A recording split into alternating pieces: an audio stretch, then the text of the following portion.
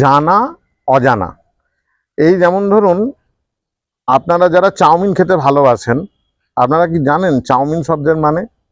Chowmein মানে ময়দা। যেমন আপনারা কি জানেন বিদ্যাসাগর প্রথম বাংলা গদ্য রচনায় কমা সেমিকোলন ব্যবহার করেছিলেন? আপনারা কি জানেন যে ভিক্টোরিয়া মেমোরিয়াল হল যেখানে আগে, সেখানে বড় একটা জেলখানা ছিল?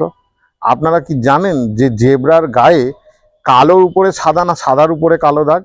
এগুলো যদি জানতে হয় তাহলে ওই লোকাল ট্রেনে সাউথ ইস্টার্নে বা বনগাঁ শাখায় 5 টাকা 10 টাকায় চটি বই পাওয়া যায়। জানা অজানা অনেক কিছু জানতে পারবেন। তো এই জানা আর অজানার উপর বিচার করে মানুষকে 4 ভাগে ভাগ করা যায়। যিনি জানেন যে তিনি জানেন, তাকে বলা হয় সর্বজ্ঞানী। যিনি জানেন না যে তিনি জানেন, তাকে বলা হয় নিপাট ভদ্রলোক, ভালো মানুষ। যিনি জানেন যে তিনি জানেন না, তিনি সাধারণত রাশভারী, মিতবাক, নিরাপদ।